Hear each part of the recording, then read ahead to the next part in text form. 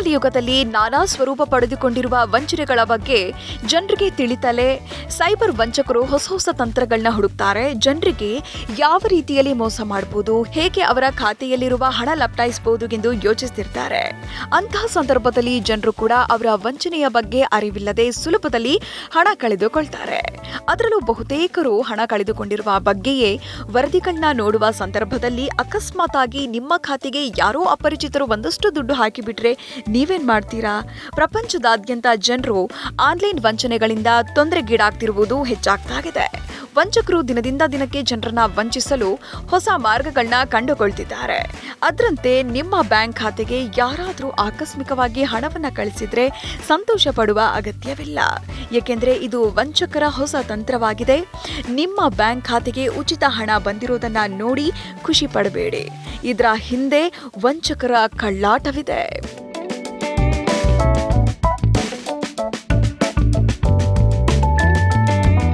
ಹಣವನ್ನು ಕಳುಹಿಸಿದ ನಂತರ ವಂಚಕರು ತಮ್ಮ ಹಣ ಮರಳಿ ಪಡೆಯಲು ಬೇಡಿಕೆ ಇಡಲು ಪ್ರಾರಂಭಿಸುತ್ತಾರೆ.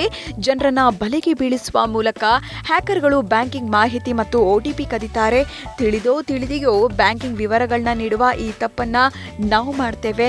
ಮುಂದೆ ಈ ತಪ್ಪು ನಮ್ಮ ಮೇಲೆ ಎಷ್ಟರ ಮಟ್ಟಿಗೆ ಹೊರೆಯಾಗುತ್ತೆ ಎಂದ್ರೆ ವಂಚಕರು ನಮ್ಮ ಹಣವನ್ನ ಸುಲಭವಾಗಿ ಲೂಟಿ ಮಾಡ್ತಾರೆ.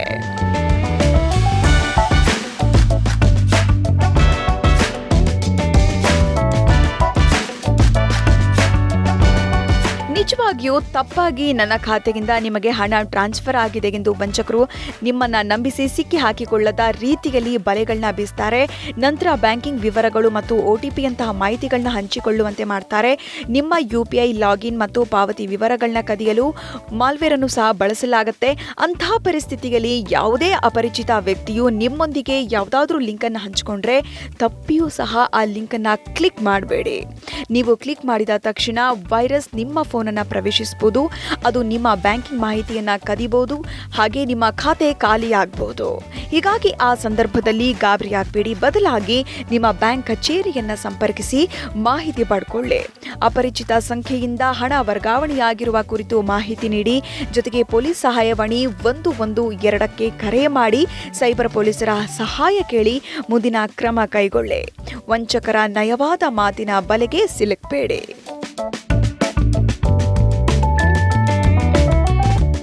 UPI ಆ್ಯಪ್ ಬಳಸುವವರು ಈ ಕೆಲವೊಂದು ಅಂಶಗಳನ್ನ ಪಾಲಿಸಿದ್ರೆ ನಿಮ್ಮ ಖಾತೆಯಲ್ಲಿನ ಹಣವನ್ನ ಸುರಕ್ಷಿತವಾಗಿಟ್ಕೊಳ್ಬಹುದು.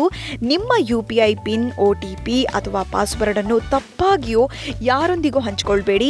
ಯಾವುದೇ ಅಪರಿಚಿತ ವ್ಯಕ್ತಿ ಲಿಂಕ್ ಅನ್ನ ಕ್ಲಿಕ್ ಮಾಡುವ ಮೂಲಕ ವೆಬ್ಸೈಟ್ನಲ್ಲಿ ಮಾಹಿತಿಯನ್ನ ಭರ್ತಿ ಮಾಡಲು ನಿಮ್ಮನ್ನ ಕೇಳಿದ್ರೆ ಮೊದಲು URL ನಿಜವಾಗಿಯೂ ಅಧಿಕೃತವಾಗಿದೆಯೇ ಅಥವಾ ಇಲ್ಲವೇ ಎಂಬುದನ್ನು ಪರಿಶೀಲಿಸಿ.